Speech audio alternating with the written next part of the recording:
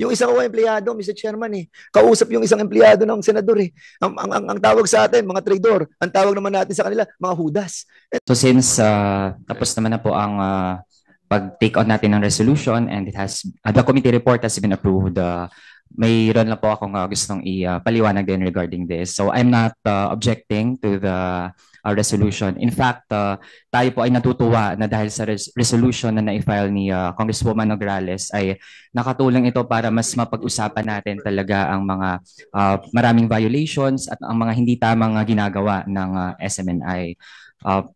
But moving forward, Mr. Chair, in our efforts against fake news and disinformation, nais pong isulong ng mga kabataan ay ang consistency sa ating mga efforts. We have to go after all sources and we must have a clear goal through a holistic approach in combating these social problems. Also, Mr. Chair, we also need to ensure na yung mga individual din talaga na sila ang mga namuno sa ganitong mga maling nangyayari ay mapanagot to the fullest extent of our laws. Finally, Mr. Chair, ang isang concern natin ay with the NTC that has record of blocking websites, for example, na yun din ay mga bahagi ng alternative media and people's organizations at ang basis din ng pagbablock sa mga iyon ay red tagging din mismo. Kaya with that, Mr. Chair, as a matter of principle, I abstain from the committee report. Notwithstanding yung mga layunin natin to combat fake news, red tagging, and disinformation. Thank you, Mr. Chair. Much we respect that. So the honorable yours is just a abstention. You're manifesting that your vote is abstention. Okay. On a majority vote with one abstention, the committee report approving the resolution House Resolution number 1499 as amended is hereby approved. I will suspend the session because there's another issue that we will have to tackle, which is the request of Eric. There's a letter in our possession of Eric for furlough, and the committee will have to tackle this. So we will just suspend, and we will ask the resource persons to those that are not part of this can already go, as this will already be a committee action only. If the request of for humanitarian reasons, we will grant the request of Ka Eric. There's only one letter, Ka Eric. Wala po tayong sulat galing po kay Ka Lorraine. So we will now, this session is hereby suspended. Chairman, clarify lang sana, Mr. Chairman. Yes. Kasi the motion for reconsideration that was received by the chairman and of course this committee came from Ka Eric. Yes. Wala po yung kay Ka Lorraine. Now, he will be represented by Attorney Mark, and it is in line with the privileged speech of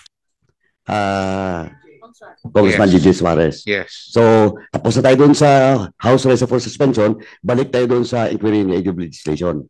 Just to make it clear, Mr. Chairman. Yes. Kasi, Mr. Chairman, but of course, yung ibang mga resource person, pwede na nga mag-excuse.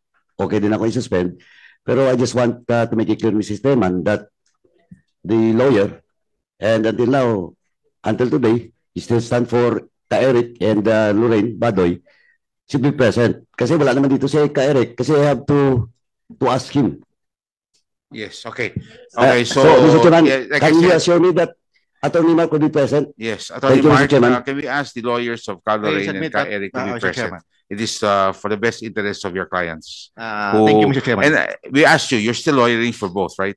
The manifestation. Me and Attorney Rolex, Mr. Chair. Kayong dalawa. Yes, Maraming Mr. Chair. salamat. And also for SMNI, Mr. Chair. Yes. Wala pa yung submission nilang reprimand sa email. Okay, I just would like to again inform you, no, we're already suspended, but wala pa ho yung email nyo. Nag-aantay kami ng email, wala po dumadating, ha? We just check the email of the House. Wala pa. So before we resume, sana nandyan na po, okay? So maraming salamat to the resource persons, the different government agencies that have no would not be needed for the furlough over ka Eric. You are now excused. Thank you very much for coming and joining this almost 5-hour committee hearing. Maraming salamat po. Mr. Chair, he was alone, Mr. Chair. He was alone. Yes, Mr. Chair. So, Mr. Chair, can I just ask the Yes. lawyers? Can I proceed? Please proceed. You have the floor. Thank you very much, Mr. Chair. Attorney Tolentino, do you confirm the letter of your client? Yes, Mr. Chair. And do you agree with everything that he has stated in his letter of request and apology? Yes, Mr. Chair. Okay, that's all I have to ask, Mr. Chair. Then I have some points of clarification for the with regards to this issue later. Mr. Chair, point of clarification also. Another point of clarification by our Senior Deputy Speaker, the Honorable Don Gonzales. You are recognized. Thank you, Mr. Chairman. Mr. Chairman, did Mr. Celis filed a Rule 58 or Rule 65 in the higher court, Mr. Chair? As of today, Mr. Chair, none, Mr. Chair. Thank you, Mr. Chairman. Mr. Chairman. Yes, the Honorable Aquino. Yes, it was mentioned about for his misbehavior. I want to clarify, is the misbehavior calling this committee a kangaroo court? Is it all about calling this committee a kangaroo court? Well, I think that's one of, I mean, it's one of them. It's one of them, but not the only one. He made an apology. The Honorable Abante. Mr. Chair, before I make a motion here, I'd like to ask the attorney here, who delivered the letter here? We have no personal knowledge, Mr. Chair, who delivered the letter. But before the hearing this morning, Mr. Chair, I met Caselis and Miss Lorraine Badoy, Mr. Chair, and Ka Eric told me that he's going to write a letter. That's what I know, Mr. Chair. Mr. Chair, do you think Attorney Mark that Caselis is really apologetic and that he is sincere in his letter? Yes, Mr. Chair. Very apologetic, Mr. Chair. And very humble, Mr. Chair. So it means that he is remorseful of what he did. I believe so, Mr. Chair.